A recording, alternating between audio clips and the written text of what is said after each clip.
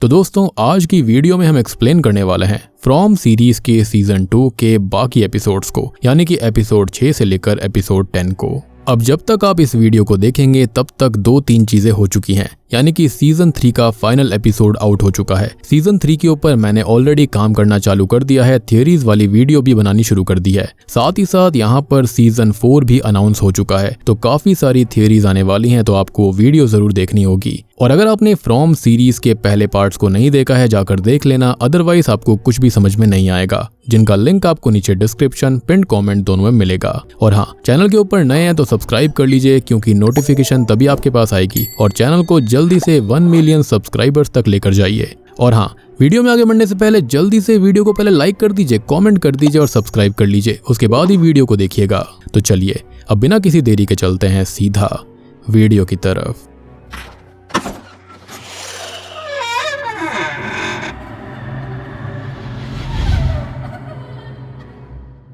तो एपिसोड 6 की शुरुआत में हम बॉयड को देखते हैं, जो कि मिसेस लियू यानी कि कैनी की मदर को सैरा की सभी हरकतों के बारे में बता रहा था कि उसने जो भी करा वो क्यों करा। अब मिसेस लियू उसकी बात को भी समझ रही होती है, लेकिन इतने में ही वहां पर कैनी आ जाता है, जिसको देखने के बाद बॉयड वहां से जाने लग गया था। फिर जैसे ही वो डाइनर का दरवाजा खोलकर बाहर जाता है, वो अपने आप ही चर्च के अंदर आ गया था, जहां पर उसे वही म्यूजिकल बॉक्स दिखाई देता है जैसा कि उसे उस जगह पर दिखाई दिया था जहां पर मार्टिन था। इवन तभी बॉयड के सामने वो म्यूजिकल बॉक्स के अंदर मौजूद जो बैले डांसर थी, उसका जो टॉय होता है, वो सचमुच इंसानी रूप में आकर वहां बैले डांस करने लगती है। साथ ही साथ वो बॉयड के साथ कुछ ठुमके भी लगाती है, और तभी अचानक से उसके मुंह से कुछ अजीब से कीड़े या फिर टेंटिकल्स निकलने लगते हैं, जिससे कि बॉयड काफी डर गया था, जो कि उसके खुद की हालात को बयां कर रहा था कि उसके अंदर किस तरह के कीड़े रेंग रहे थे, वो कितना दर्दनाक था। अब उसकी तभी आंख वापस से डाइनर में ही खुलती है, और असल में वो डाइनर में गेट के पास जाकर ही गिर गया था, वो बेहोश हो गया था, जिसके चलते वो उस जगह पर चला गया था। और अभी जो उसने देखा था वो सब उसका एक वहम था, या फिर ये हो सकता है कि वो वहां पर सच में टेलीपोर्ट हुआ हो, शायद से वहां पर उसे कुछ दिखाने की कोशिश करी जा रही थी। हम ये भी नोटिस कर पाते हैं कि उसके सर से भी खून आ रहा था। अब तभी कैनी बॉयड की हालत खराब देखकर उसको छोड़ने के लिए जाता है, जहां पर रास्ते में स्टोरेज रूम के पास, यानी कि वही चीज जहां पर जेड शुरुआत में गया था, जहां पर उसको सिंबल्स दिखाई दिए थे, तो उसके पास ही एक पत्थर पर रखा हुआ उसको सेम बैले डांसर टॉय दिखता है, और वापस से उसी बेसमेंट के अंदर से बैले डांसर बाहर आती हुई दिखाई देती है। अब बॉयड की इससे हालत काफी खराब हो गई थी, लेकिन कैनी को ये सब नहीं दिख रहा था। तब कैनी उसे अपने साथ मैरियल और क्रिस्टी के पास लेकर जाने लगता है। अब वहीं हम फातिमा और एलिस को देख पाते हैं, जहां पर फातिमा एलिस से उसको सैरा के जिंदा होने वाली बात ना बताने की वजह से गुस्सा थी। अब एलिस उसको मनाने की कोशिश करता है, और जब वो दोनों बाहर डोना के पास जाते हैं, तो डोना मिसेस लियू के पास से थोड़ी सी सब्जियां लेने जा रही थी, क्योंकि तूफान में सब बर्बाद हो चुका था, और सबसे बड़ी बात कि इतने कम समय में कुछ और उगाया भी नहीं जा सकता था, इसलिए उनको ज्यादा टाइम जीने के लिए कम से कम खाने की जरूरत थी। पर सबसे बड़ी मुसीबत ये होती है कि बस के आ जाने की वजह से गांव के अंदर बहुत सारे लोग आ गए थे, जो कि अभी भी जिंदा थे। खैर वहीं हम मैरियल और क्रिस्टी को देखते हैं, जहां पर जब क्रिस्टी मैरियल के बैग में हेयर क्लिप को ढूंढ रही थी, तब उसे रिहैब सेंटर्स के पेपर्स मिलते हैं, जिससे कि क्रिस्टी को पता चल जाता है कि मैरियल वापस से ड्रग्स लेने लग गई है।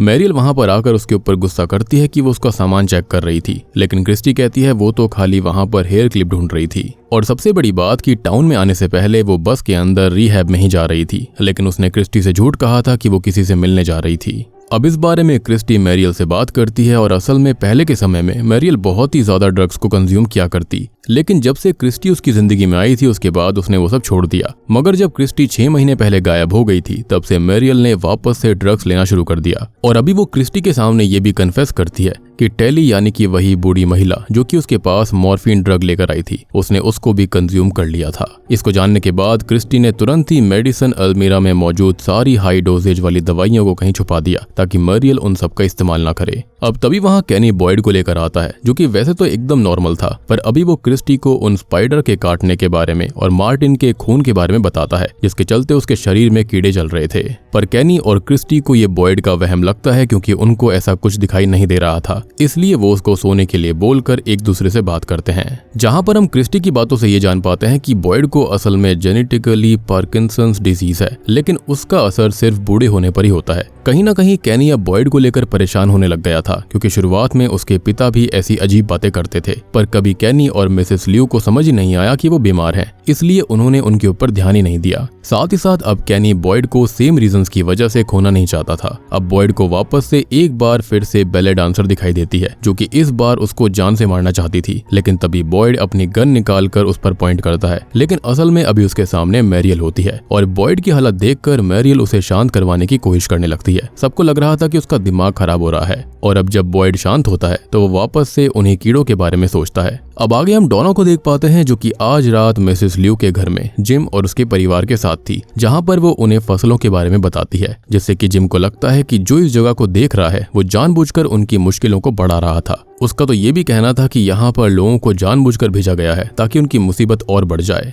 एनीवेज तभी कॉलोनी हाउस के अंदर अभी भी फातिमा एलिस से नाराज थी, पर कहीं ना कहीं फातिमा किसी बात को लेकर और भी ज्यादा फ्रस्ट्रेटेड हो रखी थी। अब फातिमा इस बारे में एलिस से बात करती है कि तभी उन्हें किचन से डेल हॉल के चिल्लाने की आवाज आती है। और हॉल के कैरेक्टर के बारे में मैंने आपको शुरुआती सीजन में बताया भी था। खैर अब डेल यानी कि हॉल जो होता है वो एल्जिन के ऊपर सब्जियां चुराने का इल्जाम लगा रहा था, क्योंकि कहीं ना कहीं डेल को पता चल गया था कि गांव में खाने की कमी होने वाली है, पर एल्जिन ने कुछ चुराया ही नहीं था। उन दोनों को शांत करवाते हुए डेल के हाथ में मौजूद चाकू जो होता है वो धोखे से एलिस के लंग एरिया में लग जाता है और एलिस का खून बहने लगता है। सभी लोग काफी घबरा गए थे क्योंकि घर पर एलिस का इलाज नहीं करा जा सकता था, ये काफी सीरियस मैटर हो गया था और अभी रात थी तो उसको हॉस्पिटल ले जाना भी नेक्स्ट टू इम्पॉसिबल है। पर एल्जिन तब जैसे तैसे कॉलोनी हाउस के बाहर जाकर वैन को चालू करता है और मॉन्स्टर्स के उन तक पहुंचने से पहले वो फातिमा और एलिस को वैन में बैठाकर क्लिनिक में लेकर जाने लगते हैं। आप ये भी सोच रहे होंगे कि मॉन्स्टर से वो बच कैसे रहे थे, तो देखो यहाँ पर ये जो मॉन्स्टर है ना, ये भागते वगैरह नहीं है, खाली ये चलते रहते हैं, वो भी बहुत ही अजीब से हंसते हुए अंदाज में। अब असल में हुआ ये था कि जो चाकू होता है ना वो एलिस के लंग्स में लगा था, जिसकी वजह से उसे सांस नहीं आ रही थी। अब वहां पर पहुंचते ही क्रिस्टी एलिस के लंग्स में भर चुके खून को तो निकाल देती है, पर अब इतना ज्यादा ब्लड बहने की वजह से एलिस को उस समय खून की जरूरत थी।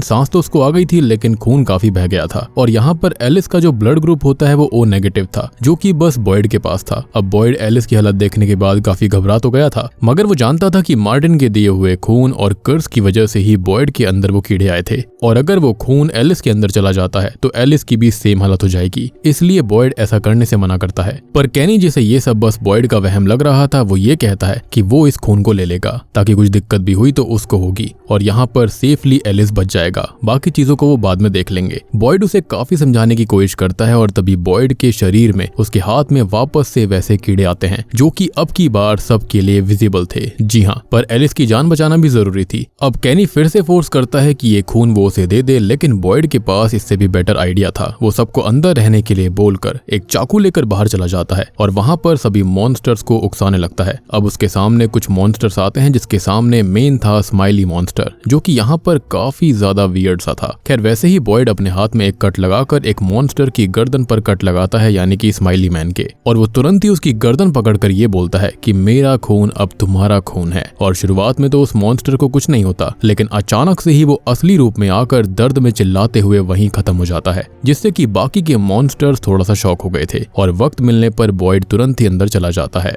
खैर अब वो बॉयड को छोड़कर वापस से टाउन की तरफ चले जाते हैं। अब बॉयड जिसके हिसाब से अब उसका खून साफ था, वो अंदर जाकर एलिस को ब्लड देता है और सब उसे ध्यान से देखने लगते हैं, क्योंकि किसी ने भी अभी तक उन मॉन्स्टर में से किसी को भी नहीं मारा था, ये पहली बार था। और फातिमा आज जिसने लगभग एलिस को खो दिया था, वो एलिस के सही होने की वजह से साइड में जाकर रोने लगती है और बॉयड उसको संभालता है। अब क्रिस्टी भी उसके पास जाकर उसको संभालती है और अचानक से फातिमा उससे ये पूछती है कि क्या उसके पास प्रेगनेंसी टेस्ट किट है, जिसको सुनने के बाद क्रिस्टी थोड़ी सी शॉक्ड हो गई थी। वहीं बॉयड और कैनी अभी भी खिड़की से बाहर उस मरे हुए मॉन्स्टर को देख रहे थे। और इस एपिसोड की एक इंटरेस्टिंग डिटेल कि डोना जो होती है वो इथन के साथ मिसेस ल्यू के घर के बेसमेंट में आई थी, जहां पर इथन उसको बताता है कि बेशक से उसने बिना डरे सारा को कुछ भी कहा हो, मगर असल में वो काफी डरा हुआ है। तब डोना उसको संभालती है और ये भी कहती है कि हाँ, यहाँ पर उसे कोई दिक्कत नहीं होगी, क्योंकि वो इस बात से भी डरा हुआ था कि कहीं ये बेसमेंट भी ना गिर जाए। लेकिन डोना कहती है कि ऐसा कुछ नहीं होगा, जिसके साथ ही एपिसोड 6 यहीं पर खत्म हो जाता है।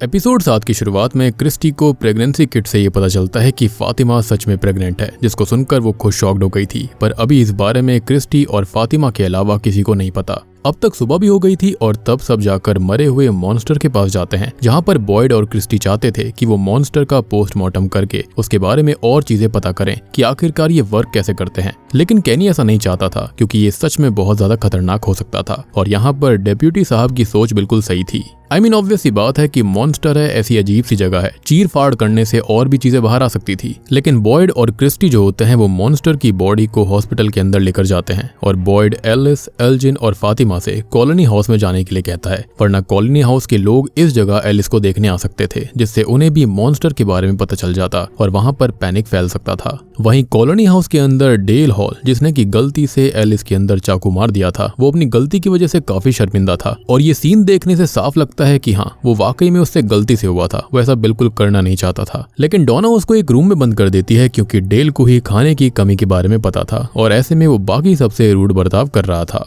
तब तक नीचे फातिमा और एलिस भी आ गए थे, जिनको देखकर डोना एलिस को उसके रूम में लेकर जाती है। अब आगे हम जिम को देख पाते हैं, जो कि अपने घर के बाहर जब जाता है तो बाहर रैंडल एक ड्रोन को उड़ा रहा था। अब उसको देखने के बाद जिम के दिमाग में एक आइडिया आता है और वो रैंडल के पास जाता है कि वो उसके आइडिया में उसकी हेल्प करे। पहले तो रैंडल जिम की मदद करने के लिए नहीं मानता, मगर बाद में जब उसको लगता है कि जिम के आइडिया से वो वाकई में उस टाउन से बाहर निकल सकते हैं, तो वो जिम की हेल्प करने के लिए राजी हो गया था। मीनवाइल क्लिनिक के अंदर मॉन्स्टर की बॉडी को लाने के बाद क्रिस्टी उसके शरीर को डरते हुए काटती है और सबसे बड़ी अजीब बात ये थी कि ये जो मॉन्स्टर थे उनके इंटरनल ऑर्गन्स बिल्कुल इंसानों जैसे थे, लेकिन इंसानों से डिफरेंशिएट करने वाली एक चीज थी कि उनके शरीर के अंदर खून की कमी थी। उनके सारे के सारे ऑर्गन्स बिल्कुल सिकुड़ गए थे और ये सब देखकर सभी शॉक्ड हो जाते हैं और तभी मैरियल को वॉमिटिंग होने लगती है, जो कि एकदम से ड्रग्स छोड़ देने की वजह से हो रहा था।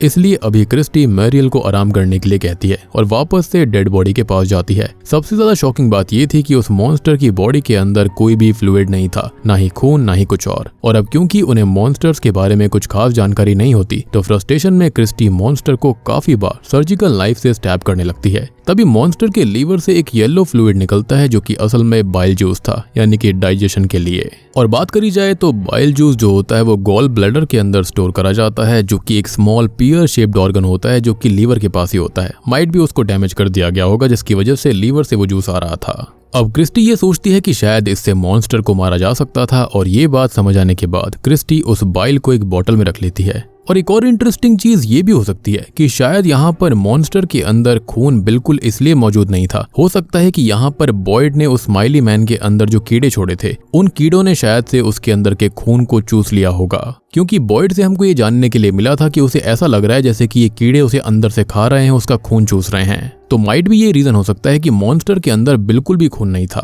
लेकिन एक बात की श्योरिटी है कि हाँ, इन मॉन्स्टर्स के अंदर इंसानों जैसा खून नहीं बहता है। यानी कि यहाँ पर जब बॉयड ने स्माइली मैन की गर्दन पे कट मारा था तो वहां पर हल्का हल्का खून दिख तो रहा था, लेकिन वहां पर खून बहने जैसा नहीं था। ऐसा लग रहा था जैसे कि खून बहुत ही ज्यादा गाढ़ा हो।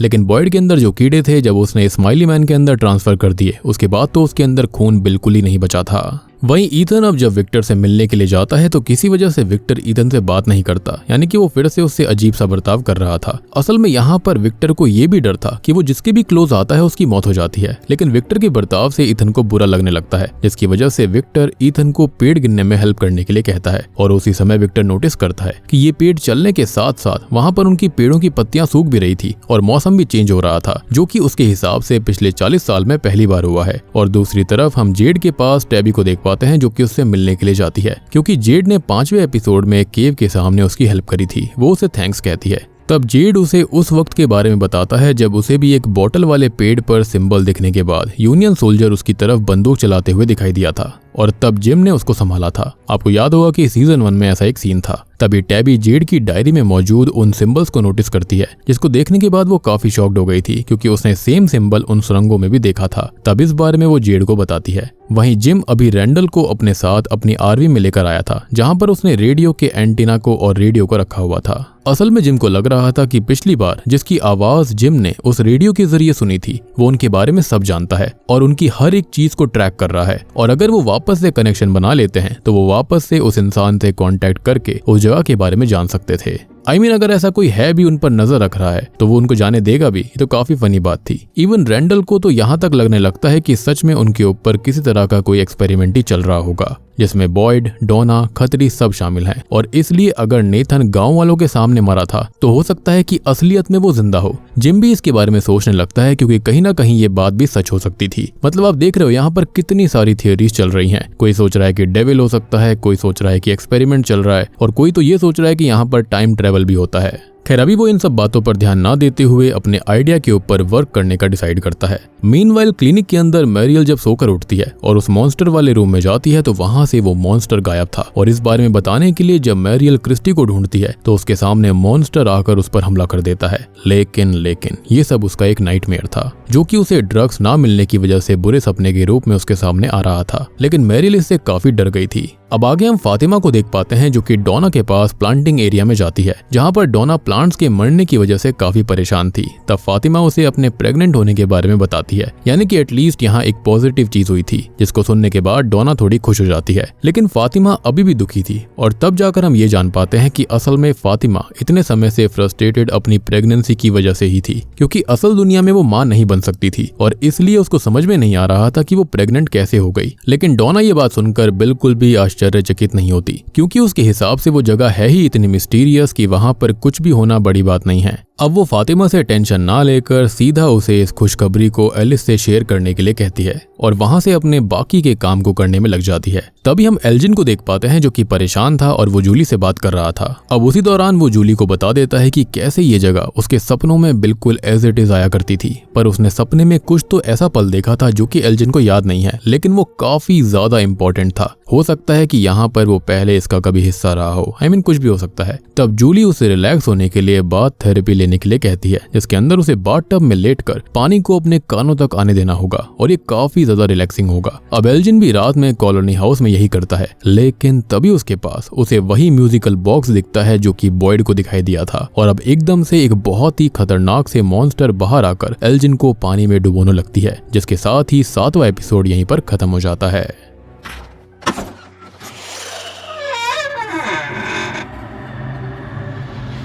एपिसोड 8 की शुरुआत कैनी को दिखाते हुए होती है जो कि अपने घर में अपनी माँ से बात कर रहा था। वो खाना बना रही होती हैं। तभी अचानक से पहली बार उनके घर के फोन पर एक रिंग होती है, जिसको जब डरते हुए कैनी रिसीव करता है तो दूसरी तरफ से आवाज आती है, जो आवाज ये कह रही थी, वो छूते हैं, तबाह करते हैं और चुरा लेते हैं। यहाँ पर कोई भी आजाद नहीं है। वो आ गए हैं, वो लेके जाएंगे 3। अगर रोकना है उन्हें तो बंद करो ये संगीत। तब कैनी को कुछ भी समझ में नहीं आता, पर आगे जब वो खाने को देखता है तो उसमें कुछ अजीब से कीड़े बन रहे थे और उसमें से एक कीड़ा उसके हाथ पर आकर लगता है, जिससे कि उसका हाथ जल गया था। इवन कैनी को भी वही म्यूजिकल बॉक्स दिखाई देता है जो कि बॉयड को दिख रहा था, पर अब अचानक से उसकी आंख खुल जाती है और हम समझ पाते हैं कि ये बस कैनी का सपना था। पर सबसे ज्यादा अजीब बात ये थी कि सपने में वो कीड़े की वजह से जो उसका हाथ जला था वैसा ही हकीकत में भी जला हुआ था, जिसको देखकर कैनी शॉक्ड हो जाता है। यानी कि यहाँ पर बहुत ही अजीब चीजें टाउन के अंदर घट रही हैं। या तो ये हो सकता है कि इन सब के नजरिए से हमें बताने की कोशिश करी जा रही है कि इस टाउन की हिस्ट्री काफी खतरनाक रही थी, यहाँ पर कुछ ऐसा हुआ था जिसको ये सब झेल रहे हैं। या फिर हो सकता है कि इनके एंसेस्टर्स ने कुछ ऐसा करा हो, या फिर इन्होंने अपने पिछले जन्म में कुछ ऐसा करा था जिसके चलते ये सब ये भोग रहे थे।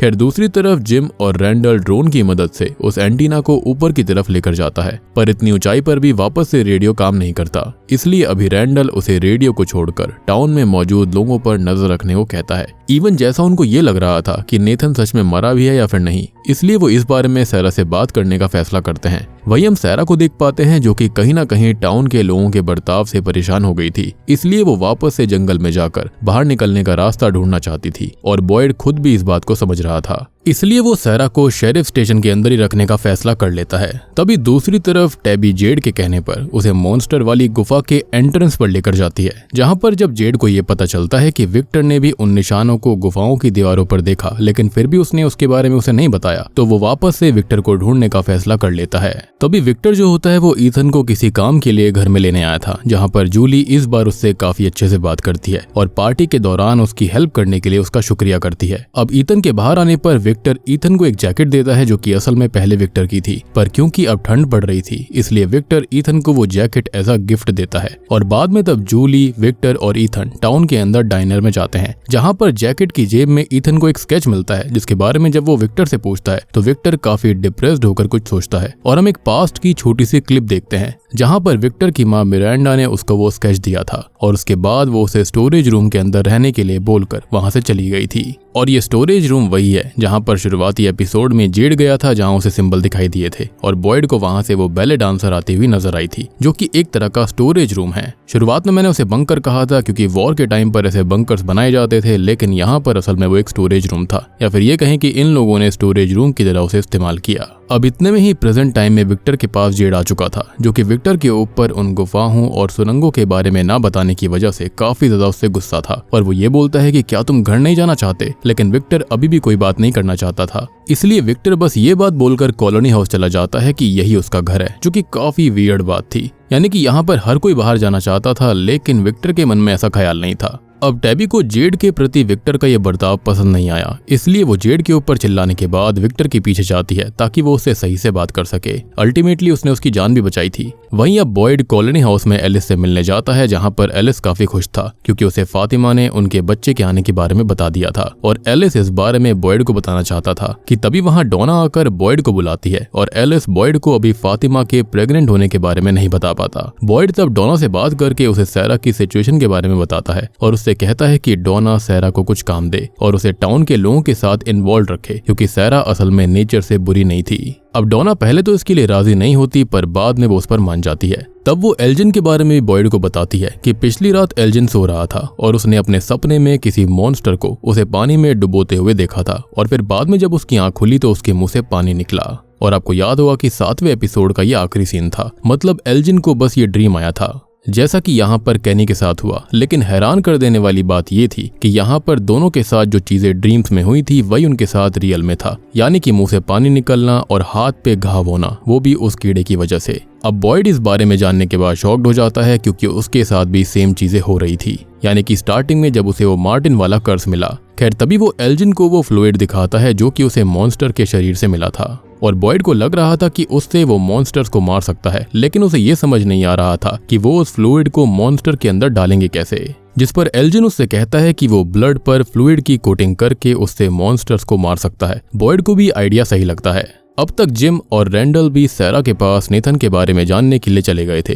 जहां पर रैंडल सैरा से ऐसे बात कर रहा था जैसे सच में सैरा कोई ड्रामा कर रही हो, पर सैरा को कुछ भी समझ नहीं आ रहा था। अब इतने में ही वहां पर डोना कुछ कपड़े लेकर आती है क्योंकि वो बॉयड की बात को समझ गई थी और सैरा से उन कपड़ों को सिलवाने के लिए वो आई थी। लेकिन जैसे ही वो रैंडल और जिम को वहां पर देखती है तो काफी शॉक्ड हो जाती है। साथ ही साथ कहीं ना कहीं उसे समझ आ गया था कि वो लोग एक तरह से सैरा को टॉर्चर कर रहे हैं, इसलिए वो उन्हें वहां से जाने के लिए कहती है। मगर तब रैंडल को लगता है कि वो सही सोच रहा है और जैसे ही डोना को इस बारे में लगा होगा कि रैंडल को सैरा सच्चाई बता देगी, तभी डोना वहां पर जानबूझकर काम का बहाना लेकर आ गई। जिम तब रैंडल को बाहर ले जाता है और उससे रात होने से पहले आरवी में आकर मिलने के लिए कहता है, क्योंकि वो रात में आरवी से आसपास की जगह पर कुछ ऐसा फाइंड कर सकते थे जिससे कि उनको कोई क्लू मिल सके। रैंडल भी इस बात पर एग्री करता है। तब जिम जूली के पास जाकर उसे रात में घर न आने की बात के बारे में बताता है, जिस पर जूली भी ना चाहते हुए मान जाती है। वहीं हम विक्टर को देख पाते हैं जिसके पास टैबी आकर उससे प्यार से बात करते हुए पूछती है कि उसने जेड को उन सिंबल्स के बारे में क्यों नहीं बताया। तब जाकर हम विक्टर की बातों से जान पाते हैं कि क्रिस्टोफर को वो सिंबल्स दिखने चालू हुए थे और उसके बाद ही टाउन में सब मारे गए थे। साथ ही साथ अब विक्टर टैबी को उसकी कुछ और ड्राइंग्स दिखाना चाहता था जो कि उसने कहीं पर छुपा कर रखी थी, क्योंकि उन ड्राइंग्स को देखकर विक्टर उन हादसों को याद नहीं करना चाहता था जो कि पास्ट में घटे थे। तब विक्टर टैबी को उसको एक पुरानी कार के पास लेकर जाता है जिसके अंदर ही उसने उन ड्राइंग्स को रखा था। लेकिन उन ड्राइंग्स को देखते ही अचानक विक्टर को कुछ ऐसा याद आता है जो कि याद आने के बाद वो जोर जोर से रोने लग गया था। तब पास्ट के एक सीन में हम देखते हैं कि विक्टर को जब उसकी माँ मिरांडा स्टोरेज रूम में छोड़कर गई थी, तब विक्टर के साथ उसकी छोटी बहन एलोइस भी थी। जी हाँ, और मिरांडा ने ही उनको एक स्केच दिया था ताकि वो रात भर ड्राइंग्स करते रहें। लेकिन मिरांडा के बाहर निकलते ही एलोइस भी उसके पीछे चली गई और बाद में कभी वापस लौटी ही नहीं। विक्टर को सब याद आने के बाद वो रोने लगता है क्योंकि वो अपनी मेंटल कंडीशन सही ना होने की वजह से एलोइस को एकदम भूल ही गया था। और एक और इंटरेस्टिंग चीज आपने नोटिस करी होगी कि विक्टर को स्टार्टिंग में इतना कुछ याद नहीं था, जिसके चलते वो ड्राइंग्स बना बनाकर सब कुछ याद रखने की कोशिश करता। और जैसे जैसे सीरीज प्रोग्रेस हो रही है उसे ढेर सारी चीजें वापस से याद आ रही हैं, जैसे कि उसकी माँ थी, उसकी बहन भी थी। सबसे बड़ी बात कि उसे पहले व्हाइट बॉय नहीं दिखता था, लेकिन अब वो उसको दिखने लग गया था। आई बिलीव कि किसी एंटिटी ने या फिर जो कोई भी यहाँ पर हायर पावर है उसने उसकी मेमोरी को सप्रेस किया है ताकि वो चीजों को बता ना पाए। कोई ऐसा हादसा जो कि लोगों की हेल्प कर सकता है यहाँ से बाहर निकलने में। अब जैसे ही विक्टर को एलॉइस के बारे में याद आता है तब टैबी उसे शांत करवाती है और विक्टर टैबी को एक लाइट हाउस की ड्राइंग दिखाता है। जी हाँ, यानी कि पक्का यहाँ पर लाइट हाउस भी मौजूद है जिसके अंदर कुछ बच्चों को बचाने जाने के लिए मिरांडा उस शाम विक्टर और एलॉइस को छोड़कर स्टोरेज रूम में गई थी, पर बाद में विक्टर को उसकी लाश मिली, वो भी एक पेड़ के पास। टैबी को भी ये सब जानकर बहुत दुख होता है। वहीं कैनी और बॉयड क्लिनिक में जाते हैं क्योंकि क्रिस्टी और मैरियल को मॉन्स्टर की बॉडी वाले रूम से कुछ अजीब सी आवाजें आ रही थी। तब बॉयड और कैनी उस रूम में जाते हैं जहां पर उन्हें मॉन्स्टर की बॉडी के ऊपर ढेर सारे वैसे ही कीड़े दिखते हैं जो कि कैनी ने सपने में देखे थे। तब कैनी अपने ड्रीम और उस घाव के बारे में बॉयड को बताता है, जिसके बारे में सुनकर वो समझ जाते हैं कि टाउन के अंदर मौजूद चीजें अब उन्हें सपने में भी नुकसान पहुंचा रही हैं, इसलिए उनके लिए अब सोना भी सेफ नहीं है। और आपको याद होगा कि मार्टिन ने ये कहा था कि यहाँ पर मॉन्स्टर से ज्यादा खतरनाक चीजें हैं, तो मेरे ख्याल से वो सब शुरू हो चुका था। यहाँ पर जो मॉन्स्टर हैं वो तो सामने दिखते हैं, उनसे तो फिर भी बच सकते हो, लेकिन जो दिखता ही नहीं है आपके ड्रीम्स में आता है, उससे कैसे आप बचोगे। अब इतने में ही वहां पर डोना कुछ दवाई लेने आ गई थी, जिसको जब मॉन्स्टर के बारे में पता चलता है तो वो बॉयड पर गुस्सा करती है क्योंकि बॉयड ने अब तक उसे इस बारे में नहीं बताया था। बॉयड उससे माफी मांगता है और बाद में जब डोना उस मॉन्स्टर को देखने जाती है तो वहां कोई कीड़े नहीं थे, लेकिन सब समझ गए थे कि उन्हें कुछ तो करना पड़ेगा, इसलिए वो सबसे पहले मॉन्स्टर को जलाने का डिसाइड करते हैं। पर जब बॉयड और कैनी मॉन्स्टर को लेकर जा रहे थे तब रैंडल ने उनको देख लिया था और इसलिए अभी वो डोना के कॉलोनी हाउस के पास आने पर सबसे पहले तो उससे अपने बुरे बर्ताव के लिए माफी मांगता है और कुछ बात करने के लिए उसे साइड लेकर जाता है। फिर शाम में जब जिम आरवी के पास रैंडल के पास जाता है तब तक रैंडल ने डोना को पकड़कर आरवी के पास ही एक पेड़ से बांधा हुआ था क्योंकि उसे यहाँ पर सब कुछ नकली लग रहा था, जिसको देखकर जिम शॉक्ड हो जाता है। वहीं बॉयड और कैनी जाकर उस मॉन्स्टर को जला देते हैं, जिसके बाद जब वो टाउन में वापस आते हैं तो होता यह है कि बस में आया हुआ एक कैरेक्टर रेजी अपने घर से चिल्लाता हुआ खून में लथपथ बाहर आता है और जोर जोर से चिल्लाने लगता है, जिसके साथ ही एपिसोड 8 यहीं पर खत्म हो जाता है। यानी कि रेजी के साथ कुछ ऐसा हुआ था जो कि बहुत ही भयानक था, जिसके चलते वो हेल्प मांगने आ रहा था।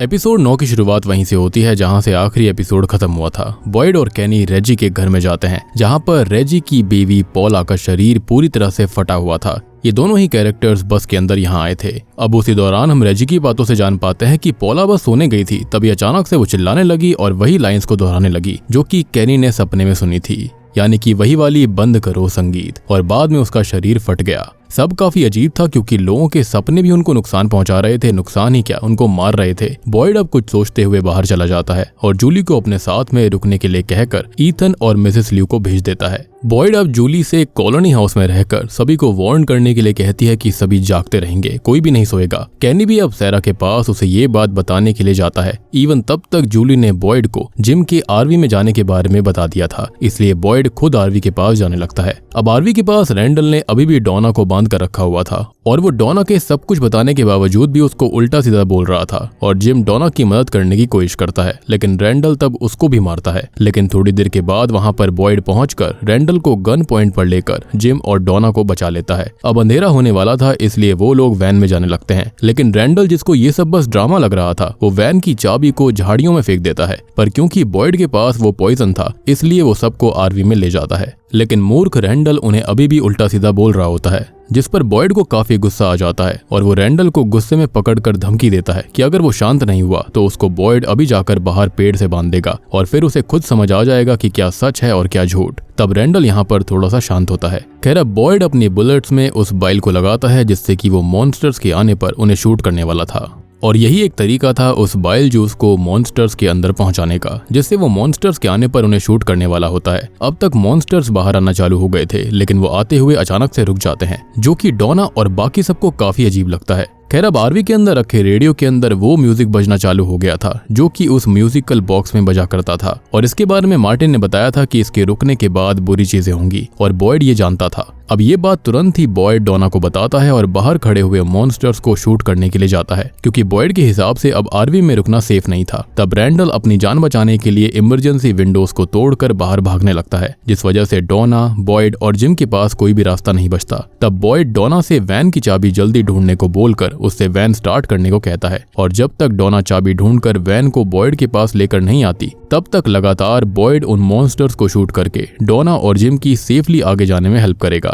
अब तभी बॉयड को अचानक से ही आरवी के अंदर उसकी बीवी एबी दिखाई देती है, जो कि उसे रोकने की कोशिश कर रही थी, पर बॉयड समझ जाता है कि वो फेक है, इसलिए अब वो भी वापस से मॉन्स्टर्स को शूट करके वैन में जाकर बैठ जाता है। अब वो सीधा कॉलोनी हाउस की तरफ जाने लगता है और रैंडल भागकर जंगल के बीच में आ गया था, जहाँ पर अचानक से कुछ कीड़े आकर उसके शरीर और मुंह में घुस जाते हैं और रैंडल की आंखें सफेद हो जाती हैं। वहीं अब हम विक्टर और जेड को मिसेस ल्यू के घर में देखते हैं, जो कि इस बारे में सुनकर कि किसी को सोना नहीं है, टैबी से मिलने के लिए आए थे। जहाँ पर विक्टर बाहर जूली, ईथन और मिसेस ल्यू के पास बैठा होता है और उस समय टैबी और जेड उन ड्राइंग्स को देख रहे थे, जिन्हें विक्टर ने गाड़ी की डिक्की में छुपाकर रखा हुआ था और उसमें ही उस लाइट हाउस की और उन सोल्जर्स की ड्राइंग थी, जिनके जेड को विजन्स आए थे, जिसने उसके ऊपर बुलेट फायर करी थी। तभी अचानक से टैबी को अपने एक ड्रीम के बारे में याद आता है, जिसके अंदर वो एक लाइट हाउस में थी और तब जाकर उसको समझ आता है कि असल में वो बच्चे इतने समय से उससे हेल्प मांग रहे थे, जबकि उसे ये लग रहा था कि वो उसको नुकसान पहुंचाना चाहते हैं। इवन विक्टर ने भी टैबी को बताया था कि उसकी माँ उन बच्चों की हेल्प करना चाहती थी। तब टैबी को लगने लगता है कि शायद अगर वो उन बच्चों की हेल्प कर देगी तो वो लोग भी घर जा पाएंगे। जेड को भी ये चीज कहीं ना कहीं सही लगती है। अब बाहर हम ईथन को देखते हैं, जो कि जिम के ना घर आने की वजह से काफी परेशान था, क्योंकि उसको लग रहा था कि जैसे विक्टर के टाइम पर सब लोग मारे गए थे वैसे ही इस बार भी होगा। तब विक्टर, जूली और मिसेस ल्यू उसको समझाने की कोशिश करते हैं, लेकिन ईथन उनकी बात ना सुनकर अपने रूम में चला जाता है। वहीं हम कैनी को देखते हैं, जो कि सैरा के ऊपर नजर रखने आया था ताकि सैरा खो ना जाए, और तब सैरा उससे अपनी गलती के लिए माफी मांगती है। सैरा ने सच में वो सब जानबूझकर नहीं करा था। कैनी इस बात को समझता तो था, मगर वो एक्सेप्ट नहीं करना चाहता था, इसलिए वो शुरू में सैरा से सही से बर्ताव नहीं करता। तब सैरा उसे बताती है कि वो खुद भी अब जीना नहीं चाहती। अब कैनी शुरू में उसे थोड़े से गुस्से में समझाता है कि उसे ऐसा नहीं करना चाहिए, मगर फिर भी जब सैरा उसकी बात नहीं सुनती तो कैनी उसको बॉयड की स्पेयर गन देकर रूम में चला जाता है। अब शुरू में कैनी को लग रहा था कि सैरा बस ड्रामा कर रही है, लेकिन असल में सैरा खुद को शूट करके सब खत्म करना चाहती थी, जिसके लिए उसने रिवॉल्वर के अंदर 2 गोलियां डालकर उस सिलेंडर को घुमा दिया था। लेकिन जो पहले 2 शॉट्स होते हैं वो ब्लैंक थे और अब सैरा तीसरा राउंड फायर करने वाली थी कि तभी कैनी उससे गन को छीनकर बुलेट को अपने पास रख लेता है और अब वो सैरा से थोड़ा सही से बात करता है, यानी कि उसे वाकई में लग रहा था कि सैरा को अपने किए पर पछतावा था। तब सैरा को लगा था कि नेथन इस जगह के बारे में भी ये मानता था कि जो लोग वहां पर मरते हैं तो उनका जो डर होता है ना, वो जंगल का हिस्सा बन जाता है, जिससे कि जंगल और खतरनाक हो जाता है और इसलिए वो टाउन में रहकर ही टाउन के अंदर जानवरों को संभाला करता और जंगल के अंदर वो जाने से इसलिए काफी डरता होगा। ऐसा हो भी सकता है, लेकिन इसकी कोई कंफर्मेशन नहीं है, मेरी थ्योरी है। खैर दूसरी तरफ कॉलोनी हाउस की तरफ अब वैसे ही उड़ने वाले कीड़े बढ़ रहे थे, जो कि असल में झिंगूर थे। अब रात के समय रेजी पॉला की मौत के बाद काफी डरा हुआ था और जैसा कि बॉयड ने उससे कहा था कि वो किसी को सोने ना दे, इस बारे में वो फातिमा को बताता है। फातिमा भी तब किसी को भी सोने से मना कर देती है और लोग इससे काफी परेशान हुए थे, लेकिन अपनी जान बचाने के लिए सबके पास कोई रास्ता भी नहीं था। इवन क्रिस्टी और मैरियल को भी कॉलोनी हाउस में ही बुला लिया गया था ताकि वो अकेले क्लिनिक में रहकर सो ना जाएं।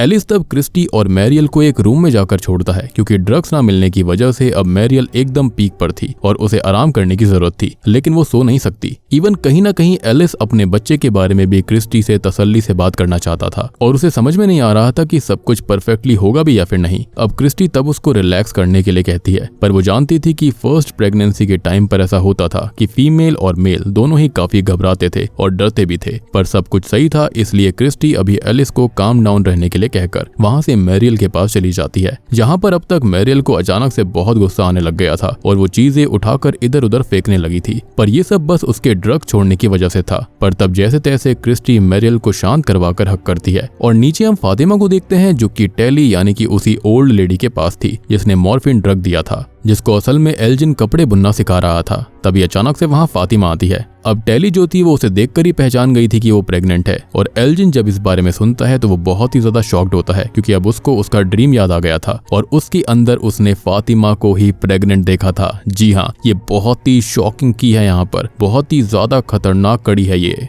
एल्जिन को इसके बारे में कैसे पता? मीनवाइल अब रेजी, जो कि पॉला की मौत की वजह से बहुत ही ज्यादा खौफ में आ चुका था, उसे लग रहा था कि सभी लोग मारे जाएंगे। वो पागलों की तरह पैनिक करके कॉलोनी हाउस के लोगों को डोर बेल्स बजाकर जगाने लगता है, पर तब फातिमा और बाकी सब जैसे तैसे उसको संभालते हैं। अब ऊपर हम मैरियल को देखते हैं, जिसको प्यास लग रही थी, इसलिए क्रिस्टी उसके लिए जूस लेने जाती है, पर उसके जाते ही काफी सारे झिंगूर मैरियल के रूम में आ गए थे और वो उसके शरीर पर चिपटने लगते हैं। मैरियल डरते हुए उन्हें हटाने की कोशिश करती है और तब तक वहां क्रिस्टी आ गई थी, जिसको वहां पर कुछ नहीं दिखता। वो मैरियल को संभालने की कोशिश करती है, लेकिन वो लगभग बेहोश हो गई थी और अब तक नीचे बॉयड, जिम और डोना भी आ चुके थे, जो कि सबको शांत करवाने की कोशिश करते हैं। अब तभी बॉयड को क्रिस्टी की चिल्लाने की आवाज आती है और जब वो ऊपर जाता है तब तक मैरियल की हालत खराब थी और उसकी आंखें एकदम सफेद हो चुकी थी। क्रिस्टी उस समय पर रोने लग गई थी, इसलिए बॉयड उसको समझाता है कि अभी मैरियल को उसकी मंगेतर की नहीं एक डॉक्टर की जरूरत है और उसे हिम्मत रखनी होगी। तब क्रिस्टी भी उसकी बात को समझती है। अब इतने में ही एलिस वहां पर आकर बॉयड को कुछ जरूरी बात बताने के लिए नीचे एल्जिन, फातिमा और बख्ता के पास लेकर जाता है। और यहाँ पर कंफ्यूज मत होना, पहले यहाँ पर टेली थी लेकिन बाद में यहाँ पर बख्ता इनके पास बैठी हुई थी। अब वहाँ पर बॉयड को जब फातिमा के प्रेग्नेंट होने के बारे में पता चलता है तो वो काफी शॉक्ड था। खैर अभी एल्जिन उन्हें अपने सपने के बारे में बताता है जिसके अंदर उसने वही पोयम एक आदमी के मुंह से सुनी थी, यानी कि जो पोयम कैनी ने भी सुनी थी और उसने उसको इस तरह से सुना था, लो वो आ गए, वो लेके जाएंगे 3, उन्हें रोकना है तो बंद करो ये संगीत। अब इस बात को सुनकर बख्ता बताती है कि असल में ये एक नर्सरी राइम है जो कि उसकी दादी उसको सुनाया करती थी। बख्ता तब पूरी पोयम एक बार बताती है लेकिन किसी को अभी भी कुछ समझ नहीं आता कि ये क्या कहना चाहती है। दूसरी तरफ हम वापस से जेड और टैबी को देखते हैं, जहाँ पर टैबी ने डिसाइड करा था कि अब वो लाइट हाउस में जाएगी ताकि वो उन बच्चों को आजाद कर सके और शायद ऐसे ही वो घर वापस जा सकते थे। तभी अचानक से उन दोनों को बाहर से जूली के चिल्लाने की आवाज आती है। बाहर जाने पर जूली भी मैरियल की तरह चिल्ला रही थी और उसकी आंखें एकदम सफेद हो जाती हैं, जिसके साथ एपिसोड 9 यहीं पर खत्म हो जाता है।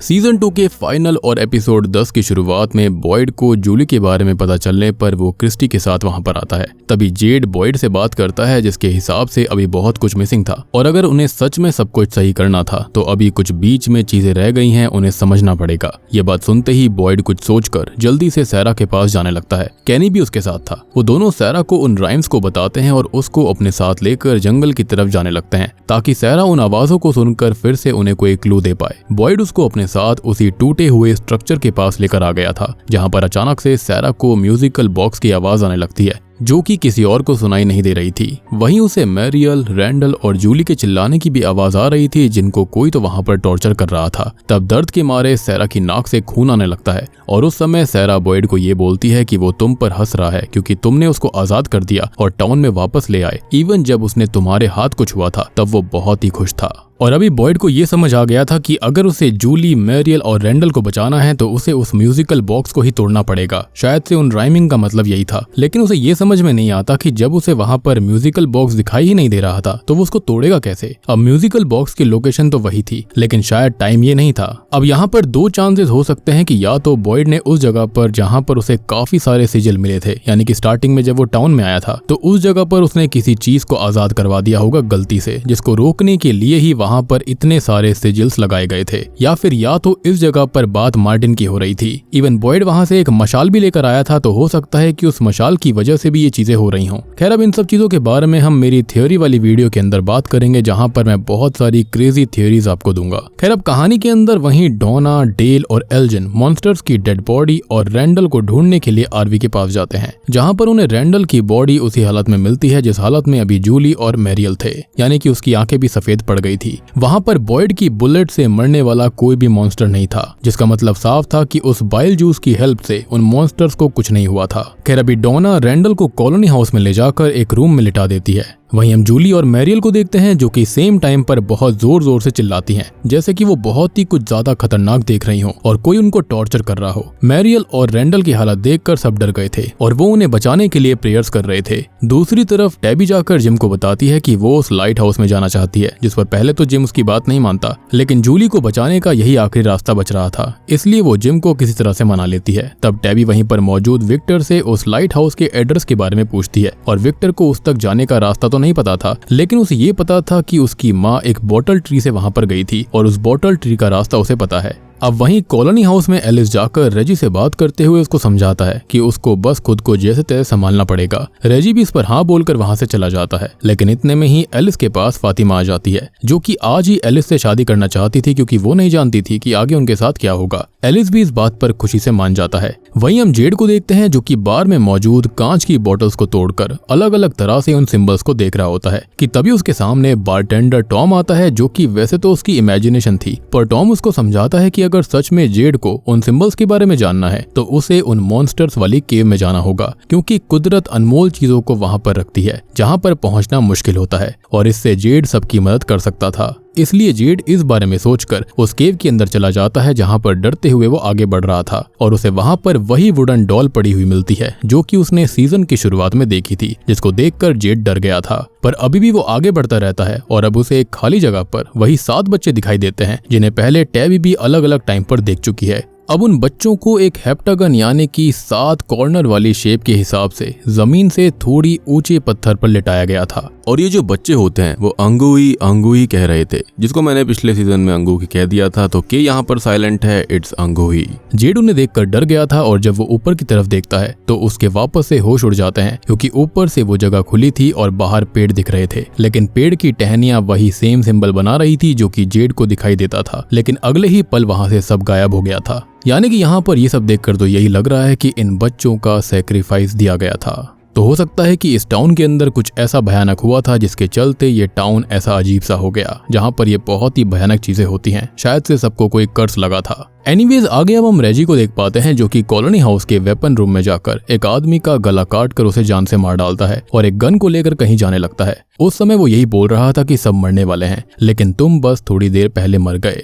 शायद वो इस बात को मान चुका था कि अब सब खत्म हो जाएगा, क्योंकि रात में चाहे थोड़ी देर के लिए ही सही लेकिन सबकी आंख तो जरूर लगेगी। मीनवाइल विक्टर टैबी को लेकर वैसे ही बॉटल वाले पेड़ के पास आ गया था जैसा कि हमने सीजन 1 में देखा था, लेकिन ये वो वाला बॉटल ट्री नहीं है जो कि जेड ने देखा था। और इन सब के बारे में मैं आपको सीजन 3 में समझाऊंगा कि आखिर ये मांजरा क्या था। खैर अब वहां आने के बाद में विक्टर टैबी को बताता है कि उस शाम मिरांडा उस पेड़ के पास आ रही थी, यानी कि उसकी मदर, क्योंकि असल में वो पेड़ एक फार अवे ट्री था जो कि काफी ज्यादा खास है क्योंकि वो शायद हमेशा लोगों को लाइट हाउस के पास पहुंचाया करता था। यानी कि यहाँ पर बाकी जो फार अवे ट्री थे वो इंसानों को कहीं भी टेलीपोर्ट कर सकते थे, लेकिन ये वाला खास है, वो पर्टिकुलरली लाइट हाउस तक जाया करता। मगर मिरांडा शायद उस वक्त पेड़ के अंदर नहीं जा पाई थी क्योंकि अगले दिन विक्टर को पेड़ से कुछ कदम ही दूरी पर उसकी लाश मिली। वेल अभी के लिए विक्टर टैबी को अपने लंच बॉक्स में से कुछ खाने की चीज देता है जो कि विक्टर टैबी के लिए ही लेकर आया था, जिसको देखकर टैबी उसको हक करके टाउन में वापस जाने के लिए कहती है और खुद लंच बॉक्स लेकर ट्री की मदद से उसी लाइट हाउस के सामने आ जाती है। यानी कि विक्टर यहाँ पर सही था। वहीं हम जिम को देख पाते हैं जो कि अपनी बेटी के साथ साथ अपनी बीवी के लिए भी परेशान हो गया था क्योंकि उसे डर था कि अगर टैबी वापस नहीं आएगी तो क्या होगा। आगे हम वापस से बॉयड को देखते हैं जो कि गुस्से में चर्च में आ गया था, जहाँ पर वो भगवान को उन्हें वहां पर फंसाने के लिए उल्टा सीधा और बेरहम बोलता है और चर्च में पड़े मेल बॉक्स में लात मार देता है। और इतने में ही वहां पर डॉना आ गई थी जो कि अब बॉयड को फातिमा और एलिस की आज शादी होने के बारे में बताते हुए समझाती है कि बॉयड सच में टाउन की मदद करने की पूरी तरह से कोशिश कर रहा है, पर अगर सच में सब मरने ही वाले हैं तो अब अपने बारे में सोचने का वक्त था। इसलिए डॉना चाहती थी कि बॉयड सबके बारे में सोचना छोड़कर एलिस और फातिमा की शादी में आए, और इस पर बॉयड भी मान जाता है क्योंकि उसको समझ नहीं आ रहा था कि आखिर करना क्या है। दूसरी तरफ हम मैरियल के पास क्रिस्टी और कैनी को देखते हैं, जहां क्रिस्टी काफी परेशान थी और उसे भी लग रहा था कि सब मारे जाएंगे। तब कैनी उसको समझाता है कि बेशक से वो लोग मारे जाएं, पर कहीं ना कहीं अपने पीछे वो कुछ ऐसी चीजें छोड़कर जा रहे हैं जिससे आगे आने वाले लोगों को टाउन में हेल्प मिलेगी, और शायद यही सोचकर उन्हें परेशान नहीं होना चाहिए। बाहर तब तक एलिस और फातिमा की शादी भी शुरू हो चुकी थी, जिन्होंने बिल्कुल दूल्हा दुल्हन जैसे कपड़े पहने थे और वो बस डॉना और बॉयड के सामने ही शादी करने वाले थे। तब फातिमा बॉयड से फातिमा को ब्राइड की तरह एलिस तक लेकर आने को कहती है और बॉयड बिल्कुल ऐसा ही करता है। उस दौरान एलिस और फातिमा एक दूसरे के बारे में अच्छा बोलकर एक दूसरे को उनकी लाइफ पार्टनर के रूप में एक्सेप्ट कर चुके थे। तब एलिस कहता है कि उसे वहां पर आकर लगा था कि वो अंधेरे में आ चुका है, मगर फातिमा ने हर वक्त उसे रोशनी बनकर रास्ता दिखाया है। और ये बात सुनकर अचानक से बॉयड को कुछ हिट होता है, जिसके तुरंत बाद ही वो दोनों को कांग्रेचुलेशंस बोलकर वहां से निकल गया था।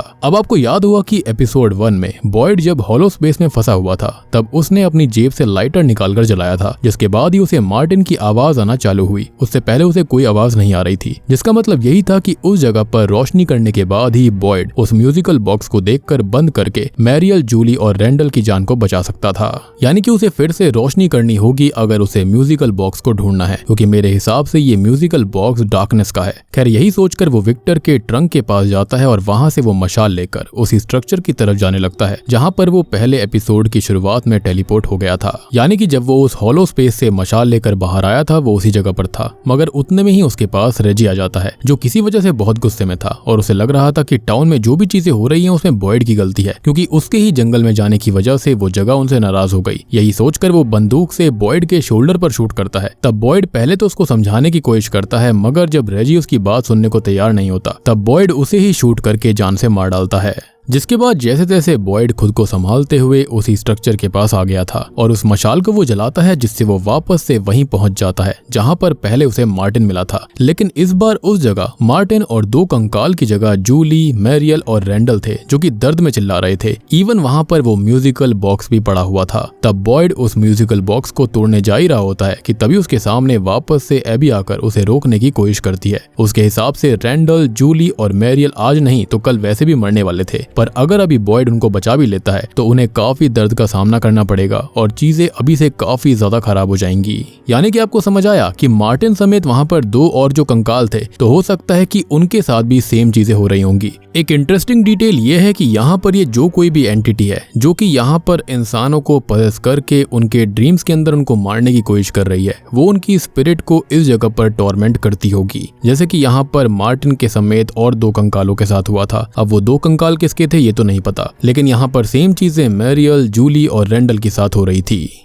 अब आप ये भी सोच रहे होंगे कि फर्स्ट टाइम जब बॉयड था वो फार अवे ट्री के जरिए पहले हॉलो स्पेस में गया, उसके बाद मार्टिन ने नीचे रस्सी फेंक कर या फिर जो कुछ भी हुआ था उसके चलते बॉयड ऊपर पहुंचा था। तो यहाँ पर इस बार वो उस हॉलो स्पेस में ना जाकर डायरेक्टली वहां कैसे पहुंच गया? तो देखो, फर्स्ट टाइम में वो फार अवे ट्री के अंदर गया जिससे वो पहले हॉलो स्पेस में फंस गया था, लेकिन इस जगह पर आने के लिए जहां पर मार्टिन कैद था वहां पर फायर का इस्तेमाल करना जरूरी था। और जब उसने लाइटर को चालू किया उसके बाद ही उसे मार्टिन की आवाज आई थी। लेकिन इस बार वो इस टूटे हुए स्ट्रक्चर के पास आकर मशाल जलाता है और मशाल जलाते ही वो इस जगह पर आ गया था, यानी कि फार अवे ट्री की यहाँ जरूरत ही नहीं थी। और इस बात का सबूत मैं आपको सीजन 3 में और दूंगा, जिससे आपको पूरी तरह क्लियर हो जाएगा कि हाँ, ये जगह फायर के जरिए ही एक्सेस की जा सकती है, वो भी इसी जगह पर आकर। खैर, अब यहाँ पर जो एबी होती है वो बॉयड को रोकने की कोशिश कर रही थी, लेकिन बॉयड समझ गया था कि शायद ये जगह अब उसके दिमाग के साथ वापस से खेलने की कोशिश कर रही है, जैसे कि आरवी में हुआ था, इसलिए अभी वो इस बात को नहीं सुनता। एक इंटरेस्टिंग डिटेल और है कि आरवी के अंदर जब ये म्यूजिकल बॉक्स था तो सारे के सारे मॉन्स्टर रुक गए थे। हो सकता है कि ये मॉन्स्टर इस म्यूजिकल बॉक्स से डरते होंगे, जो कि शायद और भी किसी भयानक चीज का है। अब वो मशाल से उस म्यूजिकल बॉक्स को तोड़ देता है, जिसके साथ जूली, रैंडल और मैरियल तीनों के तीनों एकदम सही हो गए थे। बॉयड भी अब तक उस जगह से बाहर आ चुका था और वो उस जगह से चिल्लाकर बोलने लगता है कि तुम मेरे दिमाग के साथ खेल नहीं सकते। अब तभी बॉयड को वही कुत्ता दिखाई देता है जो कि उसे पहले भी दिखाई दिया था, जो कि उसे बचाकर लेकर गया था। और जैसे ही बॉयड उसको देखता है तो अचानक से वो गायब हो जाता है। अब वहीं जूली के सही होने से जिम खुश तो था, पर अभी भी जिम टैबी को लेकर परेशान था, जिसके साथ ही हम टैबी को देखते हैं जो कि जब लाइट हाउस की सीढ़ियों पर चढ़ रही थी तो सीढ़ियों पर उसको कुछ टॉयज दिखते हैं। एक डंप ट्रक जिसके टायर नहीं थे, एक एम्बुलेंस और प्लेइंग कार्ड जिसके अंदर 4 ऑफ रेड हार्ट था और 8 क्लब ऑफ ब्लैक था। अब ये चीज कुछ ना कुछ तो सिग्निफाई करती है, इस टाउन की कहानी को बयां करती है, या फिर ये किसी बच्चे के हो सकते हैं या फिर किसी पर्टिकुलर बच्चे और पर्सन के। खैर, अब इनको देखकर वो ऊपर चढ़ती रहती है जहां पर लाइट हाउस का गियर सिस्टम था, या फिर इसको हम टावर भी बोल सकते हैं क्योंकि कई लोगों ने इसको टावर भी कहा है। अब टावर यानी कि लाइट हाउस के ऊपर जाते ही उसको उन्हीं बच्चों की आवाज आने लग गई थी जो कि फिर से अंगूही अंगूही कह रहे थे। लाइट हाउस के सबसे ऊपर काफी सारे रिफ्लेक्टर्स भी टूटे हुए थे जिन्हें टैबी देख ही रही होती है, लेकिन तभी शॉकिंगली वहां पर व्हाइट बॉय उसके सामने आकर उससे ये कहता है कि वो घर जाना चाहती है तो एक ही रास्ता है, और इतना बोलकर वो उसे लाइट हाउस के ऊपर से धक्का दे देता है और टैबी कांच तोड़ते हुए नीचे गिरने लगती है। और अब जाकर उसकी आंख खुलती है तो वो असल दुनिया में एक हॉस्पिटल में थी, जी हाँ, जहां पर डॉक्टर उसको ये बताती है कि वो कुछ हाइकर्स को एक पेड़ के पास घायल हालत में मिली थी, जिसको जानने के बाद टैबी काफी शॉक्ड होती है। हो सकता है कि ये उस फार अवे ट्री का एक और एग्जिट हो सकता है जो कि असल दुनिया में खुलता था, या फिर लाइट हाउस का एग्जिट हो सकता है। अब वो वहां से जैसे तैसे बाहर का नजारा देखती है क्योंकि उसको यकीन नहीं हो रहा था कि वो असल दुनिया में आ गई थी। और बूम, इसी के साथ में सीजन 2 का एपिसोड 10 यहीं खत्म हो जाता है। तो दोस्तों, ये थी सीजन 2 की कहानी। अब सीजन 2 के एंड में टैबी सच में लाइट हाउस से गिरी थी और वो उसका कोई वहम नहीं था, क्योंकि उसके चेहरे पर कांच से कटने के निशान भी थे जो कि उसके तब नहीं थे जब वो शुरुआत में लाइट हाउस में गई थी। यानी कि ये लाइट हाउस ही एकमात्र रास्ता है यहाँ से बाहर निकलने का, या फिर हो सकता है कि ये जो व्हाइट बॉय है इसकी मर्जी से ही कोई बाहर जा सकता है और अंदर आ सकता है। क्योंकि देखा जाए तो ये लोगों की हेल्प तो करता है, लेकिन अगर ये सच में चाहता कि बाकी सभी लोग भी बाहर जा पाएं तो वो पहले ही सबको हिंट दे सकता था लाइट हाउस के बारे में, लेकिन उसने ऐसा नहीं किया। तो तो दोस्तों ये थी सीजन 2 के फाइनल एपिसोड्स की कहानी। उम्मीद करता हूँ कि अभी तक आपको इंटरेस्ट आ रहा होगा और इसका सीजन 3 भी मैं जल्दी लाने वाला हूँ, उस पर ऑलरेडी काम चालू है। और जब तक आप इस वीडियो को देखोगे सीजन 3 पे काम चालू हो चुका होगा। इनफैक्ट सीजन 3 का एंड एपिसोड भी आ चुका होगा। और सबसे बड़ी बात कि मुझे अभी एक इन्फॉर्मेशन मिली है कि सीजन 4 भी आने वाला है। यानी कि सीजन 3 में हमें सारी डिटेल्स तो नहीं बताई जाएंगी, लेकिन हाँ मेरे पास काफी इंटरेस्टिंग थ्योरीज हैं जिसके बारे में मैं अगली वीडियो में बात करूंगा, जो कि काफी सेंस बनाती है। और यहाँ पर आपको समझ भी आ जाएगा कि आखिरकार यहाँ पर हो क्या रहा है, क्योंकि काफी रिसर्च के बाद मुझे वो थ्योरी मिली है, तो वो काफी इंटरेस्टिंग होगी। उस वीडियो को बिल्कुल मिस मत करिएगा। और अगर आपने अभी तक सीजन 1 और सीजन 2 के पहले पार्ट को नहीं देखा है, जाकर देख लेना। उसका लिंक आपको नीचे डिस्क्रिप्शन पिन कमेंट में मिल जाएगा। तो जल्दी से सीजन 3 के लिए ढेर सारे लाइक्स और ढेर सारे कमेंट कर दीजिए इस वीडियो पर। और आप बताइए कि आपको ये सीरीज कैसी लग रही है। और चैनल के ऊपर नए हैं तो सब्सक्राइब कर लीजिए सीजन 3 की नोटिफिकेशन के लिए। साथ ही साथ 1 मिलियन सब्सक्राइबर्स जल्दी से जल्दी पूरे करने हैं, तो जल्दी से सब्सक्राइब कर लीजिए। तो मैं आप सबको मिलता हूँ अगली वीडियो के साथ में, तब तक के लिए